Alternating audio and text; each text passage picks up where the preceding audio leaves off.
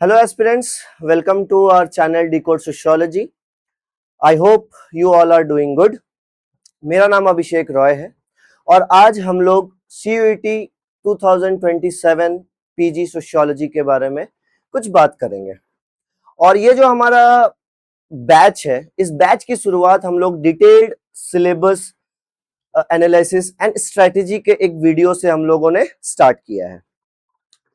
सबसे पहली बात, ये बैच जो हमारी स्टार्ट होने वाली है और ये जो मैंने डिटेल सिलेबस आप लोगों के लिए रेडी किया है, आप YouTube पे या कहीं और पे बहुत सारे आपने डिटेल सिलेबस का वीडियो देखा होगा, बट ये जो हमारा आप आगे देखोगे, ये जो हमारा सिलेबस डिटेल सिलेबस प्रिपरेशन है या हमारा एनालिसिस एंड स्ट्रेटेजी का आइडिया है, इसमें हम लोगों ने कुछ नया किया है। So let's start.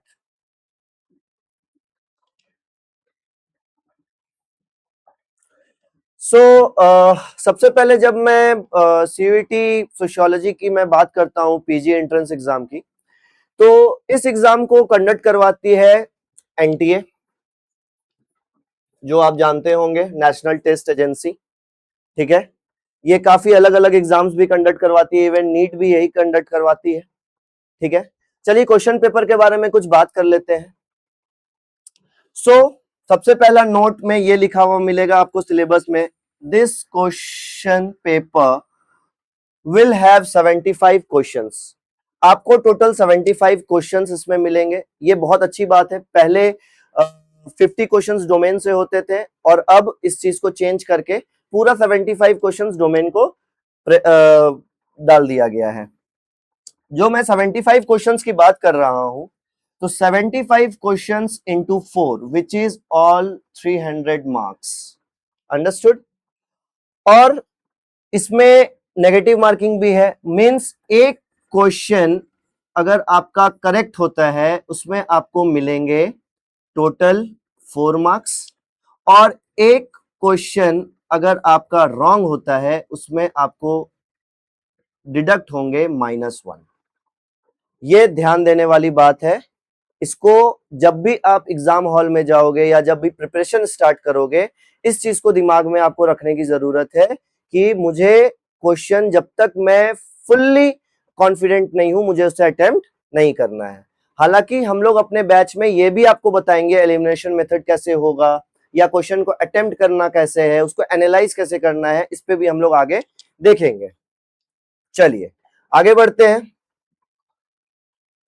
Okay, second note is all questions will be based on subject specific knowledge. जैसे मैंने अभी थोड़ी देर पहले आपको बताया कि सारे जो क्वेश्चंस होंगे वो आपके सब्जेक्ट स्पेसिफिक मींस सोशियोलॉजी से ही होंगे, right? All questions are compulsory, सारे क्वेश्चंस को आपको अटेम्प्ट करना कंपलसरी है। Questions will be bilingual, means आपको इंग्लिश में भी देखने को मिलेगा और हिंदी में भी देखने को मिलेगा। आई डोंट थिंक सो कि यहां तक कोई डाउट है। चलिए आगे बढ़ते हैं। ओके, ये मैंने चार्ट आपके लिए एक प्रिपेयर किया है, इसको आप ध्यान से पहले देखिए। मैंने यहाँ पे यूनिट नेम रखा है और एक्सपेक्टेड क्वेश्चन जो आ सकते हैं 75 में, मैंने वो लिस्ट आपके लिए बना के रखा है।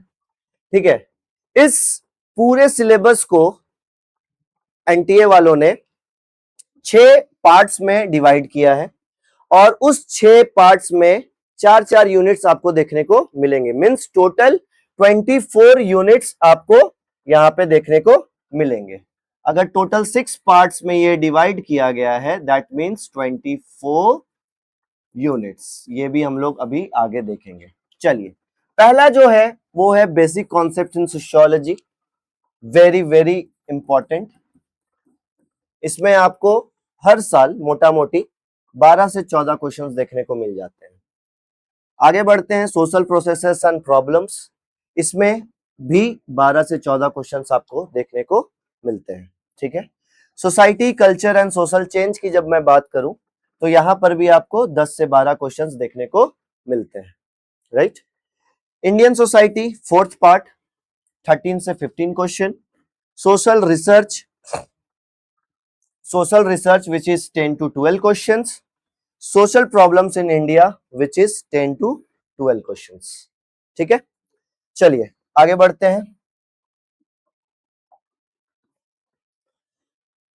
ओके, अब आता है यहां पे 2025 का क्या कट ऑफ रहा था, और इस एग्जाम को देने के बाद कौन कौन से टॉप यूनिवर्सिटीज में आप एडमिशन ले सकते हो, इसके बारे में भी मैंने कुछ कुछ यहां पे डेटा लिया है। चलिए स्टार्ट करते हैं। जो एक्सपेक्टेड कट ऑफ था पिछले लाइक 2025 में इज लाइक अगर मैं सिर्फ जनरल कैटेगरी की बात करूं, मैंने यहाँ पे जनरल कैटेगरी का ही रखा है, बाकी आप साइट में जाके चेक कर सकते हो, not a very big deal. तो जेएनयू का जो कट ऑफ है वो है 245 to 260। दिल्ली यूनिवर्सिटीज का कट ऑफ है 220 to 240। बीएचयू का कट ऑफ है 210 to 230। यूनिवर्सिटी ऑफ हैदराबाद का कट ऑफ रहा है 205 to 225। जो टॉप पार्टिसिपेटिंग यूनिवर्सिटीज हैं, ऐसे अप्रोक्सीमेटली टोटल 196 यूनिवर्सिटीज इसमें आते हैं। ठीक है, पर जो टॉप प्रायोरिटी में हम लोग जब सिलेक्शन करते हैं, टॉप प्रायोरिटी में जो हम लोग देखते हैं वो है पहला JNU Jawaharlal Nehru university, very very important and very very prominent. Second university of Delhi. Third Banaras Hindu university BHU. Fourth university of Hyderabad. Fifth Baba Saheb Bhimrao Ambedkar university. Sixth Pondicherry university and seventh central university of Gujarat and Haryana. I don't think so कि अब इसमें आपको कोई भी problem है। आगे बढ़ते हैं। Okay, this is the hack.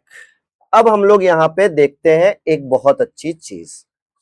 मैंने आपका ये जो सिलेबस है इसको इतने डिटेल में मैंने इसको डिकोड करके बनाया है, जिसमें आपको यूनिट 1 अगर आपको यहां पे देखने को मिल रहा है तो बगल में मैंने पीवाईक्यू भी रखा है आपको समझाने के लिए कि किस तरीके का क्वेश्चंस आता है।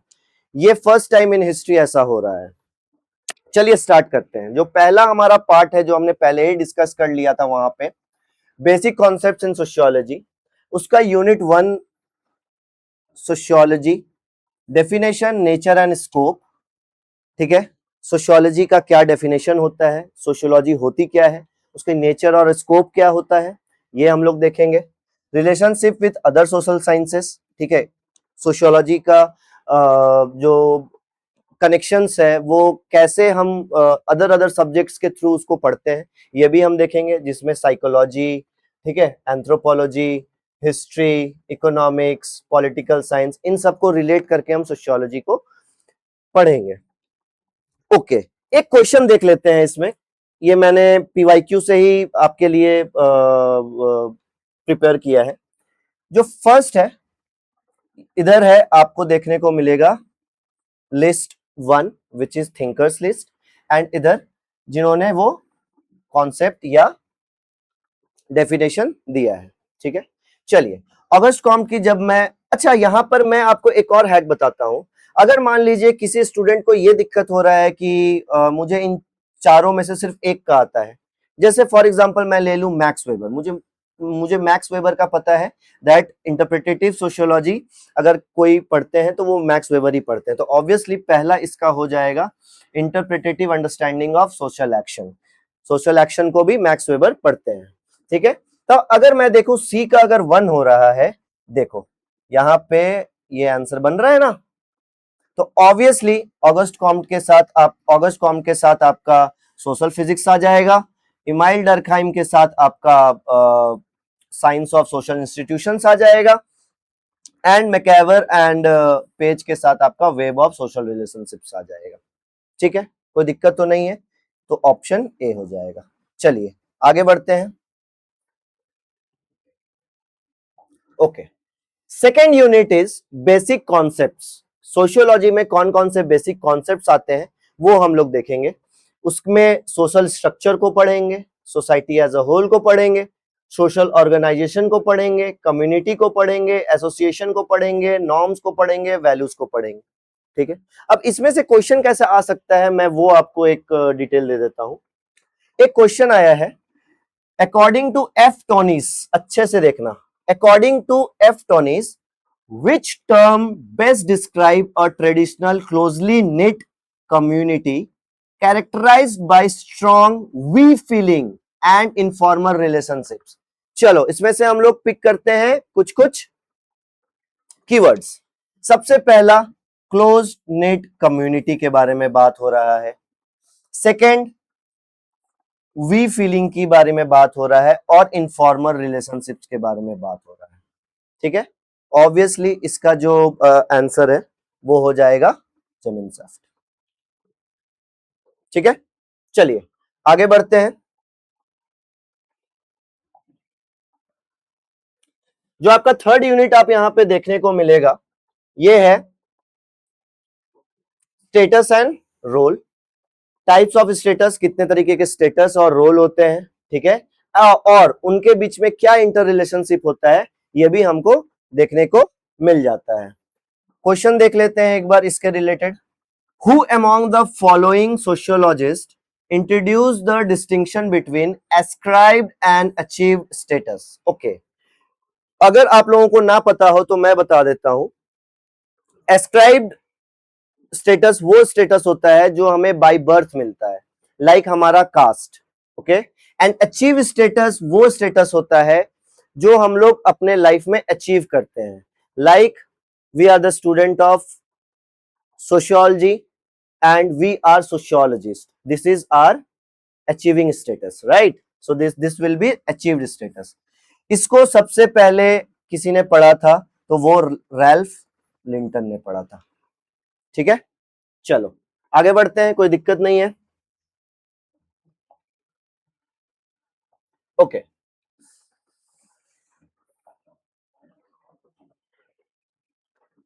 नेक्स्ट जो हमारा यूनिट है वो है सोशलाइजेशन। सोशलाइजेशन का मीनिंग क्या होता है ये अच्छे से हम लोग पढ़ेंगे। ठीक है, इसके कितने सारे टाइप्स होते हैं ये पढ़ेंगे। प्रोसेसेस और एजेंसीज क्या क्या होते हैं सोशलाइजेशन के ये पढ़ेंगे, लाइक हमारी फैमिली, हमारा स्कूल, ये सब। ठीक है, इसके बाद हम लोग थ्योरीज ऑफ सेल्फ भी पढ़ेंगे according to Sigmund Freud, C.H. कुले एंड मीड। अभी हमने क्वेश्चन भी इसमें डाला है, देखेंगे। फिर हम लोग कल्चर भी पढ़ेंगे, कल्चर का क्या मीनिंग होता है, उसका कैरेक्टरिस्टिक्स क्या है, मटेरियल और नॉन मटेरियल कल्चर क्या होता है, कल्चरल लैग क्या होता है, कल्चर एंड सिविलाइजेशन क्या होता है, ये भी हम लोग इसमें देखेंगे। चलिए इसका एक क्वेश्चन देख लेते हैं। Which of the following is not an element of C.H. Kule's theory of looking glass self? अच्छे से प्लीज ध्यान दो, यहाँ पे नॉट बोला है, मीन्स इनमें से C.H. कुले का जो लुकिंग ग्लास सेल्फ थ्योरी है वो कौन सा नहीं है। ठीक है, पहला the imagination of our appearance to other person, yes है। लुकिंग ग्लास सेल्फ में C.H. कुले अपीयरेंस के बारे में बात करते हैं। ठीक है, imitation of the behaviour of significant others, yes ये भी है। A sort of self feeling such as pride और मोटिफिकेशन, यस। तो हमारा यहाँ पे रूल आउट क्या हो जाता है, the imagination of other person judgement of our appearance. ठीक है, ये जो कॉन्सेप्ट है ये कॉन्सेप्ट है G.H. मीड का। ठीक है, आगे बढ़ते हैं।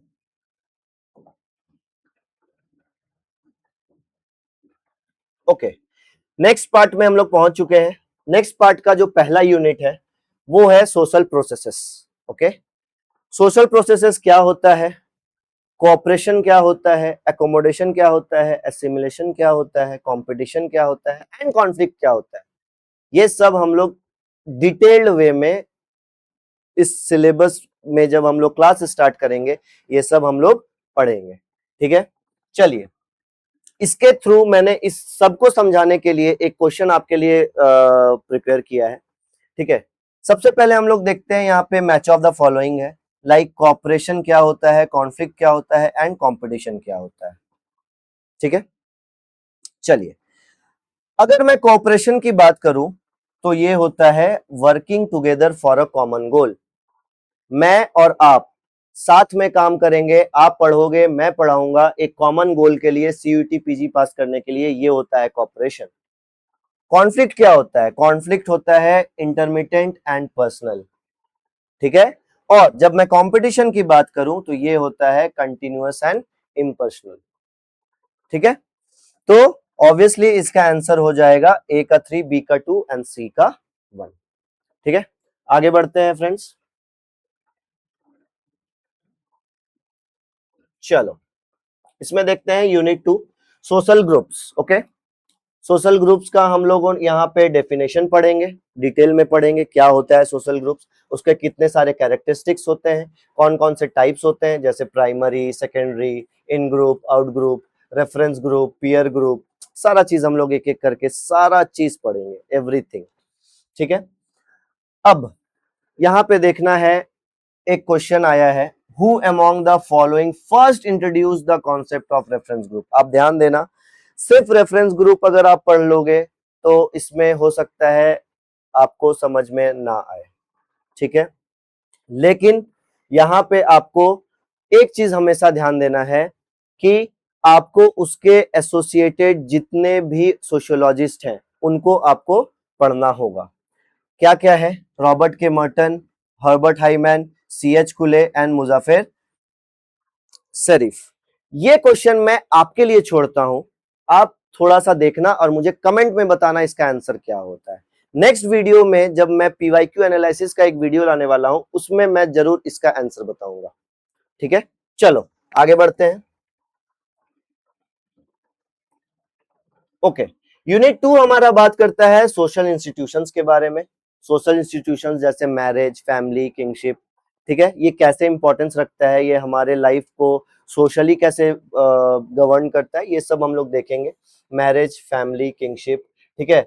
एडुकेशन, रिलीजन एंड इकोनॉमी को भी पढ़ेंगे, इसके मीनिंग और फंक्शंस को भी हम लोग यहाँ पे देखेंगे। चलिए पीवाईक्यू देख लेते हैं। एक क्वेश्चन आया है आपका मैरिज से, ठीक है। द क्वेश्चन बोलता है the custom where a widower, widower, widower means male, हमेशा याद रखना, widower means male, marries the younger sister of his deceased wife is known as। वैसा आदमी जिसका वाइफ मर चुकी है और वो उसी की वाइफ के सिस्टर से शादी करता है, वैसे टाइप ऑफ मैरिज को हम लोग बोलते हैं सोरोरेट, ठीक है। इसका आंसर सोरोरेट हो जाएगा। डायरेक्टली पीवाईक्यू से क्वेश्चन आया हुआ है, बहुत इजी है। आगे बढ़ते हैं, आगे देखते हैं क्या है। थर्ड नहीं, फोर्थ यूनिट सोशल कंट्रोल के बारे में बात करता है, ठीक है।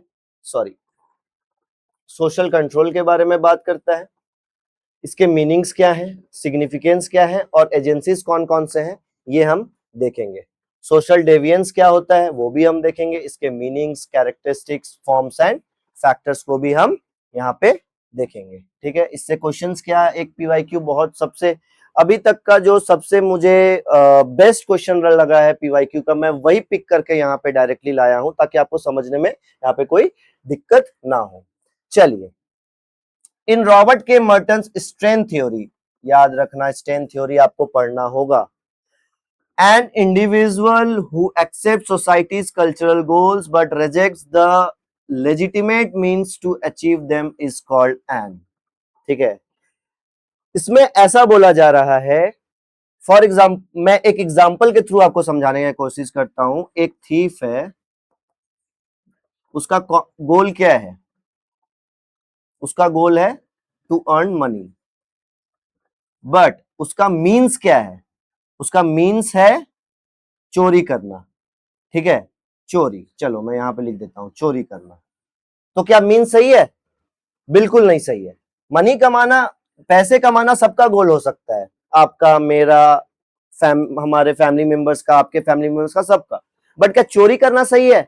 सही नहीं है। तो इसका आंसर हो जाएगा इनोवेटर, ठीक है, राइट। आगे बढ़े, चलो society culture and social change के बारे में देखते हैं, उसका यूनिट 1। इसमें सोसाइटीज, कितने तरीके का सोसाइटीज होता है, उसका कैरेक्टरिस्टिक्स क्या क्या होता है ये हम देखेंगे। ट्राइबल सोसाइटी कैसी होती है, रूरल सोसाइटी कैसी होती है, अर्बन सोसाइटी कैसी होती है, इंडस्ट्रियल और पोस्ट इंडस्ट्रियल सोसाइटी कैसी होती है, ये भी हम देखेंगे। इसमें से क्या क्वेश्चन बनता है वो देख रहे हैं। Which sociologist is credited with popularizing the concept of post-industrial society? जब भी मैं पोस्ट इंडस्ट्रियल सोसाइटी की बात करूं तो वो इंडस्ट्रीज इंडस्ट्रियल चेंज आने के बाद कैसे करके हमारी सोसाइटी चेंज की है, कैसे करके मॉडर्नाइजेशन आया है, इस चीज को पढ़ते हैं डैनियल बेल। ठीक है, वेरी वेरी इंपॉर्टेंट। आगे बढ़ते हैं फ्रेंड्स।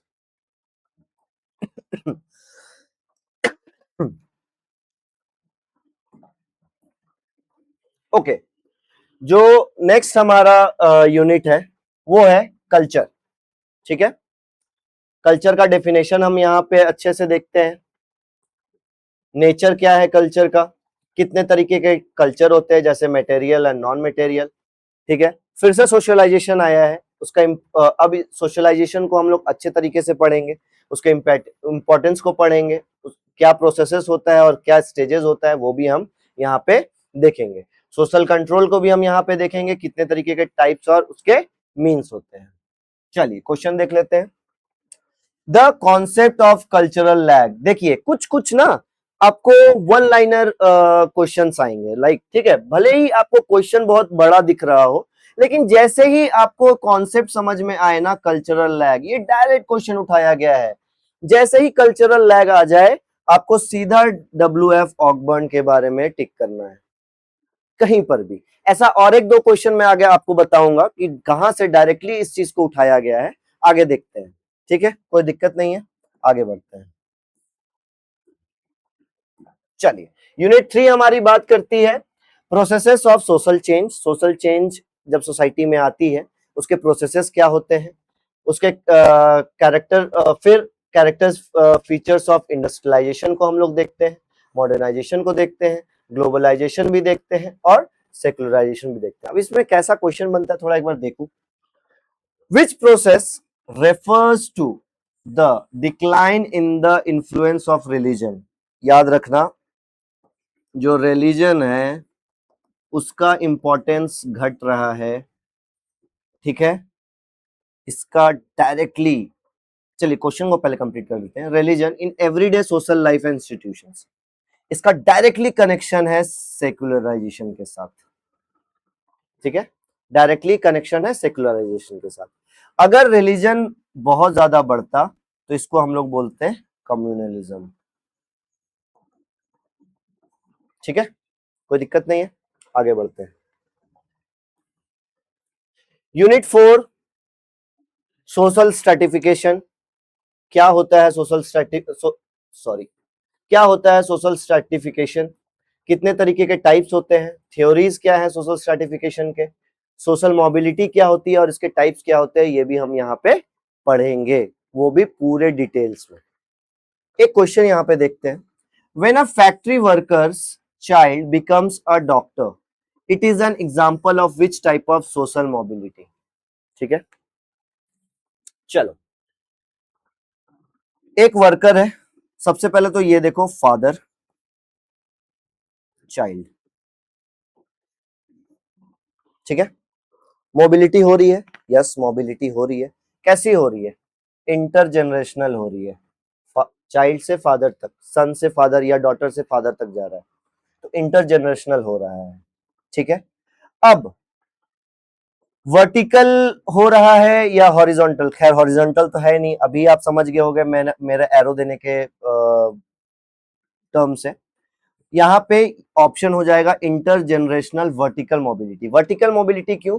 उसके पापा जो थे वो थे फैक्ट्री वर्कर, बट जो बेटा अब बन चुका है या डॉटर बन चुकी है वो बन चुके हैं डॉक्टर।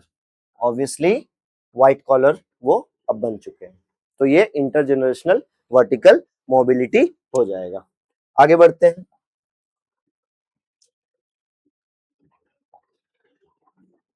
फोर्थ जो है वो कंप्लीटली इंडियन सोसाइटी को डिनोट किया गया है। कैसे हुआ एवोल्यूशन ऑफ इंडियन सोसाइटी वो देखा जाएगा, हम लोग यहाँ पे देखेंगे। ठीक है, traditional basis of Indian society, Indian society का क्या ट्रेडिशनल बेस था, कैसे यूनिटी एंड डाइवर्सिटी को इंडिया में फॉलो किया जाता है वो भी हम देखेंगे। साथ ही साथ इंडिया कैसे एक प्लूरलिस्टिक सोसाइटी है वो भी हम यहाँ पे देखेंगे।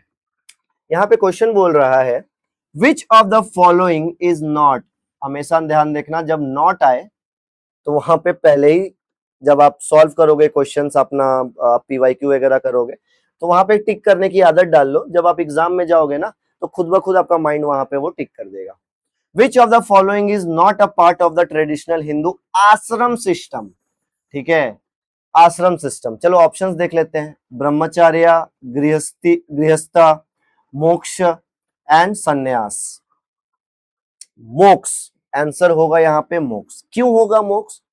क्योंकि आश्रम सिस्टम स्टेजेस ऑफ लाइफ के बारे में बात करता है, अच्छे से देखो, और स्टेजेस ऑफ लाइफ में कैसे एक ब्रह्मचर्य का लाइफ फॉलो हम लोग करते हैं, कैसे गृहस्थ जीवन को फॉलो करते हैं और कैसे संन्यास जीवन को हम लोग फॉलो करते हैं, ये यहाँ पे देखते हैं। बट मोक्ष इसका मतलब आफ्टर लाइफ, ठीक है, मरने के बाद मोक्ष मिल गया, तो आंसर यहाँ पे मोक्ष हो जाता है। चलिए आगे बढ़ते हैं। आगे हम लोग देखते हैं caste system, very very very important, ठीक है। कास्ट सिस्टम में कास्ट होता क्या है, उसके थ्योरीज क्या क्या हैं, उसके डायमेंशंस कैसे कैसे चेंज हुए हैं इंडिया में, पहले के सोसाइटी में कैसे था, अभी के सोसाइटी में कास्ट कैसा है, ये सब हम लोग देखेंगे। साथ ही साथ डोमिनेंट कास्ट को भी हम लोग यहाँ पे पढ़ेंगे, ठीक है। क्वेश्चन कैसा बनता है देखते हैं। The concept of dominant caste to understand the power dynamics in rural Indian villages was given by, direct question आया है किसी एक सोशियोलॉजिस्ट से, डायरेक्ट क्वेश्चन है ये, कैसे सॉल्व करोगे? कभी भी इस चीज को आपको रटना पड़ेगा, और रटना कैसे है ना ये भी मैं आपको आगे के फ्यूचर क्लासेस में बताऊंगा। तो dominant caste and plus westernisation, इन दोनों का कॉन्सेप्ट अगर किसी ने दिया है तो वो एमएन श्रीनिवास ने दिया है, ठीक है, याद रख लो। चलो आगे बढ़े। ओके, नेक्स्ट जो हमारा यूनिट है वो है प्रोसेसेस ऑफ सोशल चेंज। इसमें हम लोग संस्कृताइजेशन, अभी मैंने आपको बताया संस्कृताइजेशन, वेस्टर्नाइजेशन, ठीक है, सारा एमएन श्रीनिवास का कॉन्सेप्ट है, कैसे है वो भी हम लोग देखेंगे। Sanskritisation, modernisation, parochialisation and universalisation. अगर मैं पैरोक्लाइजेशन और यूनिवर्सलाइजेशन के बारे में बात करूं, यूनिवर्सलाइजेशन वैसा प्रोसेस होता है जहां पर एक लोकल गॉड यूनिवर्सल बनता है, मींस वो पूरे देश में फैलता है, ठीक है। फॉर एग्जांपल एक छोटे से भगवान है, जो छोटे से लोकल डीटी हैं, जो एक गांव में फॉलो किया जाता है, वहां से पूरे इंडिया में अगर वो फॉलो होने लगे तो वो यूनिवर्सलाइजेशन हो जाता है। मैं इसलिए समझा रहा हूं क्योंकि ये नेक्स्ट टॉपिक, ये क्वेश्चन आया हुआ है। एंड पैरोक्लाइजेशन इसका जस्ट ऑपोजिट, मींस ऐसा रिलीजन जो यूनिवर्सली फॉलो करने के साथ साथ नीचे आके एक छोटे से एरिया में सिमट के रह जाता है, that is called parochialisation. Okay, who developed the twin concepts of universalisation and parochialisation? Direct question है, डायरेक्ट क्वेश्चन है यहां पे, ठीक है। तो इसको अगर किसी ने किया है, इसका आंसर होगा मैकिन मैरियट, याद रखना, ठीक है। इसके डिटेल सारा चीज डिटेल्स में हम लोग अपकमिंग क्लासेस जो हमारा कोर्स होने वाला है, कैसे करके ब्रेक करना है, एवरीथिंग हम लोग देखेंगे। इवन लास्ट, अभी इस लास्ट वीडियो में भी मैं बताऊंगा आपको। चलो आगे बढ़ते हैं। Last unit of Indian society, social issues and problems, social issues and problems क्या क्या है? लाइक जेंडर डिस्क्रिमिनेशन, जो बहुत एक कॉमन प्रॉब्लम है सोसाइटी की, ठीक है। जेंडर एज अ टर्म ही क्या है, आप लोग कोई बता पाएंगे? क्या ये बायोलॉजिकली है या सोशली कंस्ट्रक्टेड है? ऑब्वियसली सोशली कंस्ट्रक्टेड है, इसीलिए इसमें प्रॉब्लम्स आते हैं। जेंडर डिस्क्रिमिनेशन इसको पढ़ेंगे। प्रॉब्लम्स ऑफ वोमेन, वोमेन क्या क्या प्रॉब्लम्स फेस करती है वो देखेंगे, दलित्स का क्या क्या प्रॉब्लम है हम वो देखेंगे, ओबीसीज एंड माइनॉरिटीज के बारे में पढ़ेंगे, एंड एफर्मेटिव एक्शंस के बारे में भी पढ़ेंगे। ठीक है, क्या क्वेश्चन बन रहा है देखो। अब क्वेश्चन आप सिर्फ ये मत समझो कि आपका सिर्फ सोशियोलॉजी एंड उसके थ्रू ही आएगा, आपको डेट्स भी याद रखने होंगे और आपको साथ ही साथ आर्टिकल्स के भी कुछ कुछ क्वेश्चंस आ सकते हैं, डायरेक्ट क्वेश्चंस आया हुआ है। ठीक है, चलो यहाँ पे लिस्ट 1 में कुछ कुछ आर्टिकल्स दिया हुआ है, आर्टिकल 17, आर्टिकल 15 क्लॉज 3, ठीक है, मंडल कमीशन एंड आर्टिकल 335।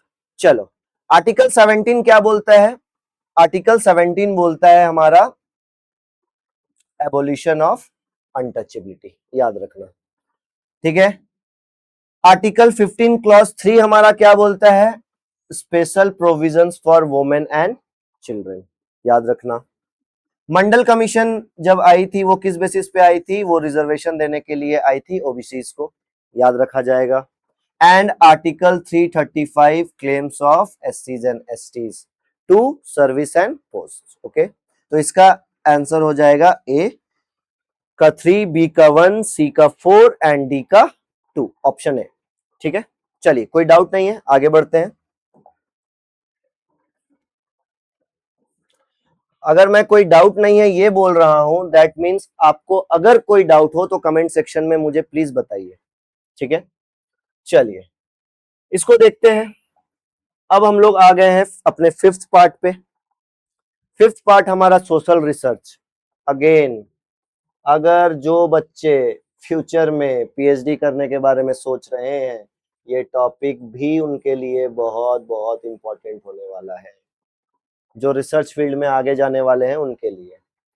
क्या होता है सोशल रिसर्च, इसका डेफिनेशन क्या है, इसका नेचर क्या है, पर्पस क्या है, क्या क्या स्टेप्स होते हैं सोशल रिसर्च में, सारा चीज एक एक चीज हम लोग पढ़ेंगे। Core debates, problems of objectivity, subjectivity in social research, क्या क्या प्रॉब्लम्स आता है ऑब्जेक्टिविटी में, सब्जेक्टिविटी में। ठीक है, सोशल रिसर्च के दौरान। ठीक है, ये सब भी हम लोग एक एक करके देखेंगे। चलिए आगे बढ़ते हैं, क्वेश्चन देख लेते हैं। Arrange the following basic steps of social research in the correct sequence order. देखिए सीक्वेंस वाला भी क्वेश्चन आपको यहाँ पे आ रहा है। ठीक है, कैसे करके सीक्वेंस होता है। क्या करोगे आप सबसे पहले, अगर मैं आपसे पूछूं कि आप रिसर्च करने के लिए जा रहे हो तो रिसर्च करने के लिए पहला क्या होना चाहिए, तो पहला होना चाहिए आपका selection of the research problem. आपको सोसाइटी में कोई प्रॉब्लम दिख रही है और आप उस सोसाइटी उस प्रॉब्लम को सॉल्व करने के लिए रिसर्च करना चाह रहे हो या उसके बारे में पढ़ना चाह रहे हो, तो सबसे पहले आपको आइडेंटिफाई करना पड़ेगा ना कि रिसर्च प्रॉब्लम है क्या, राइट। उसके बाद आपको यहाँ पे उसके उसके थ्रू जो भी आपका लिटरेचर मिल रहा है उसको आपको पढ़ना होगा। पहले से किस किस सोशियोलॉजिस्ट ने या किस किस ऑथर्स ने इस चीज को पढ़ा हुआ है वो चीज हम लोग यहाँ पे पहले करेंगे। तो मतलब ये हो गया 1, ये हो गया 2। चलिए ठीक है, उसके बाद थर्ड हम लोग करेंगे हाइपोथेसिस क्रिएट, फोर्थ करेंगे data collection, and data collection के बाद फिफ्थ हम लोग करेंगे उस डेटा को एनालिसिस एंड बाद में उसको इंटरप्रेट। ठीक है, तो हमारा जो ऑप्शन बन रहा है वो क्या बन रहा है, सबसे पहले 2, फिर बन रहा है 4, 2 4 1। चलो ये वाला आ गया ना हाथ में। अगर 2 भी आपको आता हो तो आप यहां पे क्या कर सकते हो, मैच कर सकते हो, राइट। चलो आगे बढ़ते हैं। Unit 2 research methods. क्या क्या रिसर्च मेथड होता है, रिसर्च डिजाइन कैसे बनाए जाते हैं, क्या होता है रिसर्च डिजाइन, कैसे बनता है वो देखेंगे। ठीक है, सोशल सर्वे क्या होता है वो देखेंगे, इसके की कंपोनेंट्स क्या क्या हैं, हाइपोथेसिस क्या होता है, उसके टाइप्स क्या होते हैं, हाइपोथेसिस का सिग्निफिकेंस क्या है वो हम लोग देखेंगे, कितने तरीके के सैंपलिंग होते हैं। ठीक है, और सैंपलिंग का प्रोसीजर क्या होता है। ठीक है, वो भी हम यहाँ पे इस सिलेबस में हम लोगों को देखने को मिलता है। दैट मीन्स हम लोग आगे इन फ्यूचर क्लासेस में इस चीज को पढ़ेंगे। चलिए एक क्वेश्चन है, which of the following is an example of non probability sampling? Non probability sampling, ठीक है, probability sampling and non probability sampling, अगर आप अभी तक अगर आप ग्रेजुएशन 3rd या 4th ईयर में हो, ठीक है, और या आप ड्रॉप लिए, आपको इतना तो पता चल गया होगा नॉन प्रोबेबिलिटी और प्रोबेबिलिटी सैम्पलिंग क्या होता है, ठीक है। तो इसका जो आंसर है ये है स्नोबॉल सैम्पलिंग, ठीक है। बाकी stratified random sampling, cluster sampling and systematic sampling, तीनों प्रोबेबिलिटी सैम्पलिंग है जो कि मैथ्स ओरिएंटेड है। अगर आप पढ़े हो इस चीज के बारे में तो आप जानते हो, ठीक है। चलो आगे बढ़ते हैं यूनिट 3 के तरफ। अब रिसर्च के लिए डेटा कलेक्शन क्या होता है और उसमें क्या क्या टेक्निक्स यूज होता है वो हम यहाँ पे देखेंगे, टेक्निक्स ऑफ डेटा कलेक्शन। उसमें ऑब्जर्वेशन क्या होता है, ऑब्जर्वेशन हम देखेंगे, इंटरव्यू कैसे लिया जाता है, इंटरव्यू का इंपॉर्टेंस क्या है वो देखेंगे, क्वेश्चनायर कैसे प्रिपेयर किया जाता है, क्वेश्चनायर को प्रेजेंट कैसे करना है ये हम लोग देखेंगे, शेड्यूल क्या होता है, शेड्यूल कैसे किया जाता है डेटा कलेक्शन को वो देखेंगे, उसके केस स्टडी को देखेंगे एंड टाइप्स ऑफ डेटा को भी हम लोग यहाँ पे देखेंगे। चलिए एक क्वेश्चन है यहाँ पे, what is the primary difference between a questionnaire and a schedule in social research? Questionnaire और शेड्यूल के बारे में यहाँ पे डिफरेंस पूछ रहा है, ठीक है। इसका सीधा सीधा आंसर बन जाएगा बी। क्वेश्चनायर को क्या होता है, it is a field out by, questionnaire कैसे फिल आउट किया जाता है, रिस्पोंडेंट के थ्रू फिल्ड आउट किया जाता है। वेयर एज शेड्यूल क्या होता है, ये रिसर्चर ही फिल आउट करते हैं यहाँ पे रिस्पोंडेंट से पूछ पूछ के। मान लीजिए आप रिसर्च करने गए, जो रिस्पोंडेंट है वो पढ़ा लिखा नहीं, राइट, तो उस चीज को वो कैसे फिल करेगा, तो वो हो जाता है वहां पे आपको ये फिल करना होगा, that is called schedule. And what is respondent, respondent is where the person is literate and he can fill the form, then it is called the fill the form of questionnaire, then it is called a questionnaire, right? चलिए आगे बढ़ते हैं। Unit 4 5th part का last unit, इसमें हम लोग कुछ कुछ स्टैटिस्टिक्स एनालिसिस एंड कंप्यूटर्स को भी देखेंगे। अगर रिसर्च करने जा रहे हैं तो स्टैटिस्टिक्स का क्या इंपॉर्टेंस, हाँ वही मैथ्स वाला स्टैटिस्टिक्स, या राइट। तो कौन सा क्या इंपॉर्टेंट है स्टैटिस्टिक्स का, एंड कंप्यूटर्स का कैसे यूज करना है, कैसे यूज लेना है, वो सब हम लोग यहाँ पे पढ़ेंगे, ठीक है। Classification and tabulation of data क्या होता है वो देखेंगे, मेजर ऑफ सेंट्रल टेंडेंसी जैसे मीन मीडियन मोड, ये सब हम लोग देखेंगे, ठीक है। कंप्यूटर्स को कैसे यूज करना है सोशल रिसर्च में ये भी हम लोग यहाँ पे पढ़ेंगे। चलिए एक क्वेश्चन उठा के देखते हैं, विच measures of central tendency, central tendency, देखो सेंट्रल टेंडेंसी क्वेश्चन आया ना, मतलब मीन मीडियन या मोड से क्वेश्चन आया होगा। चलो देखते हैं, विच measures of central tendency is most appropriate for finding the most frequently occurring value in qualitative which is nominal data such as finding the most popular smartphone brand in a class। एक class है, उस class में आप लोगों को ये find out करना है कि सबसे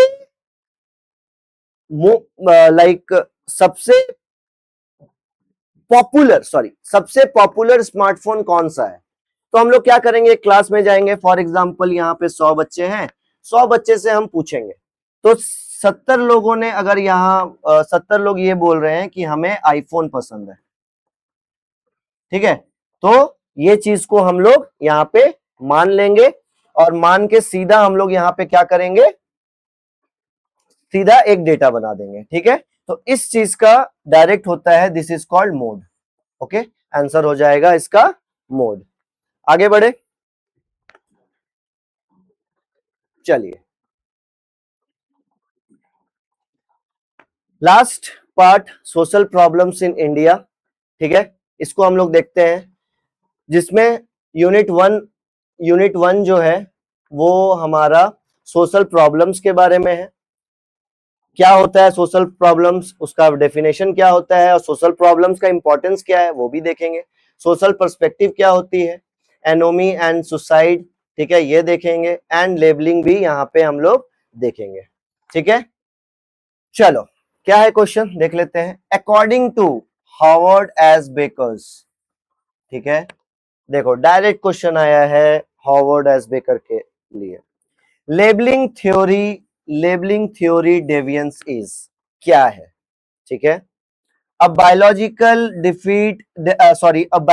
defect in an individual, a consequence of the application of rules and sanctions to an offender by others in society, a result of extreme poverty, या a mental illness। तो इसका आंसर हो जाएगा a consequence of the application of rules and sanctions to an offender by others in society, ठीक है। चलो आगे बढ़ते हैं। यूनिट टू हमारा यहाँ पे बोल रहा है स्ट्रक्चरल इशू, सॉरी,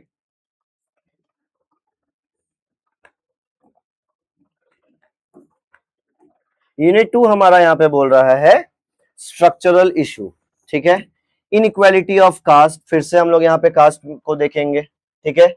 इंडिया के कास्ट अगर आपको पता हो, ये पैन इंडिया है, मेनली हिंदूज में ये देखने को मिलता है, एंड कैसे हिंदूज के थ्रू बाकी रिलीजन में भी ये स्प्रेड आउट हुआ है इंडिया में, ये भी देखेंगे।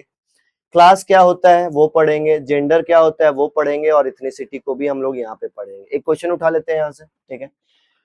Which famous Indian sociologist gave the statement that caste is closed class? यहाँ पे आंसर होगा डीएन मजुमदार। डीएम मजुमदार ने बोला था कि क्लास किसी भी टाइम चेंज हो सकता है, ऊपर भी जा सकता है, नीचे भी जा सकता है, ठीक है। एक रिच किसी दिन पुअर भी बन सकता है, उसका क्लास चेंज हो गया, पर एक पुअर किसी दिन, सॉरी ये करना सही नहीं है, किसी दिन रिच भी बन सकता है, उसका क्लास चेंज हो सकता है, बट कास्ट कभी चेंज नहीं होता है। ये चीज बोला था डीएन मजुमदार ने, ठीक है। आगे बढ़ते हैं यूनिट 3 की तरफ। यूनिट 3 बोलता है problems and issues. What are the problems and issues which are there in India, ठीक है। Female foeticide, dowry, domestic violence, divorce and problem of aged, ये सब कॉमन प्रॉब्लम्स है, इश्यूज हैं जो आप डेली बेसिस पे सुनते होगे या न्यूज में पढ़ते होगे, रील्स में देखते होगे, ये सब देखते ठीक है। चलिए क्वेश्चंस देखते हैं। In which year was the protection of women from domestic violence act passed by the parliament of India? मैंने आपको बोला था, मैंने आपको यही बोला था कि आपके पास ऐसा क्वेश्चंस आएगा जो डायरेक्टली किसी डेटा से हो, किसी ईयर से हो, ठीक है, या आर्टिकल से हो। ऐसे क्वेश्चंस को भी आपको प्रिपेयर करके जाना है, और ऐसे टाइप ऑफ क्वेश्चंस को प्रिपेयर करने का सबसे अच्छा तरीका है पीवाईक्यू एनालिसिस। उठाइए पीवाईक्यू को, सॉल्व कीजिए, उसका एनालिसिस कीजिए। जब आप एनालिसिस करेंगे तब आपको पता चलेगा किस किस सेक्शन से ज्यादा डेटा का क्वेश्चन आ रहा है, ठीक है।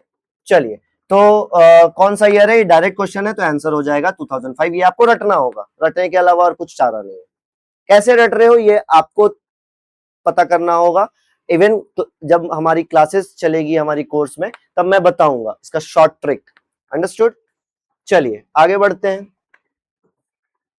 Okay, last but not list, social disorganisation. Social disorganisation में हम लोग क्राइम के बारे में पढ़ेंगे, क्राइम क्या होता है, कैसे उसको परस्यू किया जाता है सोसाइटी में। जुवेनाइल डेलिक्वेंसी के बारे में पढ़ेंगे, करप्शन के बारे में पढ़ेंगे, कम्युनलिज्म अभी मैंने थोड़ी देर पहले बताया था, कम्युनलिज्म के बारे में पढ़ेंगे, ड्रग एडिक्शन के बारे में पढ़ेंगे, सुसाइड के बारे में पढ़ेंगे, नेपोटिज्म के बारे में पढ़ेंगे, प्रोस्टिट्यूशन और एड्स के बारे में भी देखेंगे। एक चीज ध्यान रखना फ्रेंड्स, अगर आप सोशल डिसऑर्गेनाइजेशन को आप ध्यान से देखो, जितने भी टॉपिक्स हैं सारा डेटा रिलेटेड टॉपिक्स है यहाँ पे सारा। तो ऑब्वियसली बात है कि आपको ईयर वाइज डेटा निकाल के आपको ये चीज रखना होगा, ठीक है, चलो आगे देखते हैं। The concept of white collar crime which refers to crimes committed by people of high social status in the course of their occupation such as corporate fraud or corruption was coined by, इसका answer होगा Edwin Sutherland. ठीक है, Edwin Sutherland ने क्या पढ़ा? Edwin Sutherland ने पढ़ा कि पहले सारे जो थ्योरिस्ट होते थे वो ये मानते थे कि क्राइम सिर्फ और सिर्फ पुअर क्लास के तरफ से आता है, पर बाद में एडविन सुदरलैंड ने बोला कि नहीं, ऐसा नहीं होता है। व्हाइट कॉलर्स जो होते हैं वो ज्यादा बड़ा क्राइम करते हैं और वो उसकी इंटेंसिटी भी काफी हाई होती है, राइट। तो यहां पे देखो, अच्छे से देखो, व्हाइट कॉलर क्राइम, ठीक है, जिसमें committed by people of high social status, जैसे आपके पॉलिटिशियंस हो गए, ठीक है, आईएएस हो गया, आईपीएस हो गए, ठीक है, एंड बिजनेसमैन हो गए,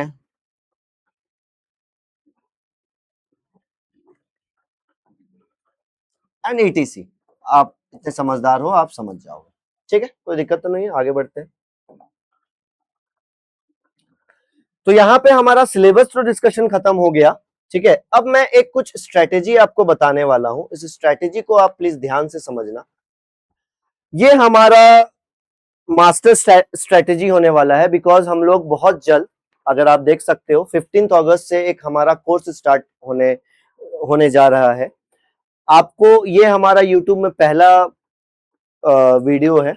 इसके बाद आपको बहुत सारे कॉन्सेप्ट्स के ऊपर वीडियो मिलेगा, PYQ analysis from 2023, 4, 5 and also this time 6, चारों ईयर का आपको एनालिसिस मिलेगा, ठीक है। ये सब आपको यूट्यूब में मिलेगा, पर आप एक नॉमिनल फीस देके, एकदम नॉमिनल सा फीस देके अगर आप हमारी कोर्स को ज्वाइन करते हो, एकदम नॉमिनल सा फीस होगा, बहुत जो आप खा पी के उड़ा देते हो वैसा।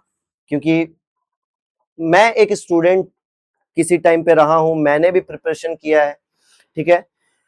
मैं जब कोर्स देखता था तो मुझे इसी बात की टेंशन होती थी, मैं इतने पैसे क्यों लाऊंगा। पढ़ा तो बहुत कोई रहे हैं, बट मुझे दो चीज देखना था, एक तो पैसा कम हो, और दूसरा इतने इजी लैंग्वेज में और अच्छे लैंग्वेज में कोई समझा दे जो मैं कभी ना भूलूं।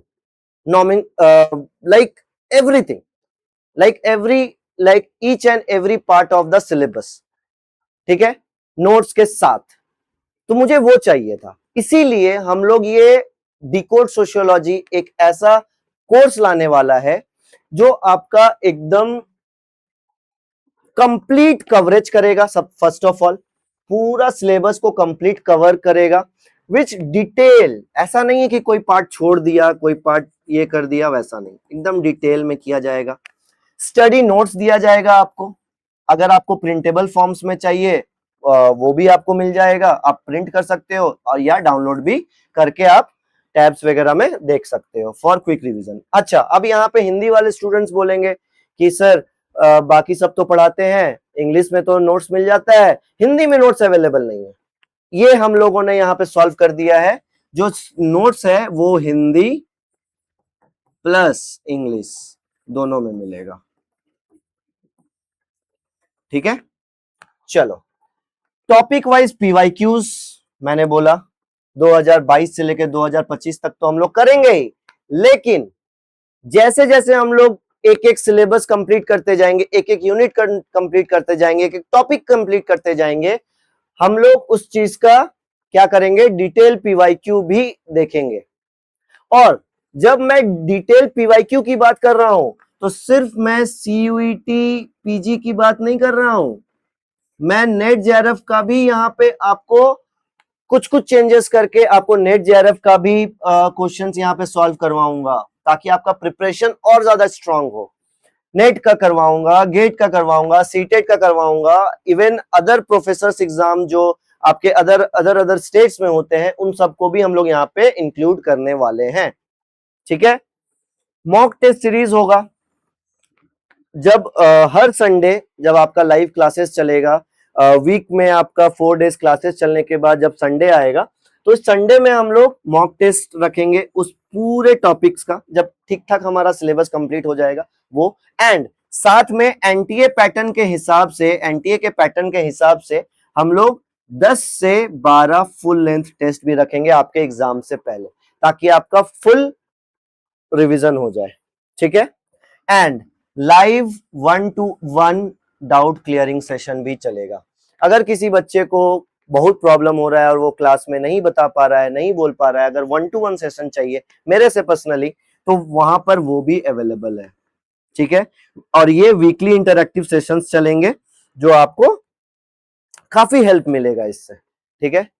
इतना सारा कुछ मैं इसीलिए इस चीज को इनिशिएट कर रहा हूं बिकॉज मैं पिछले 6 साल से सोशियोलॉजी के टीचिंग फील्ड में हूं।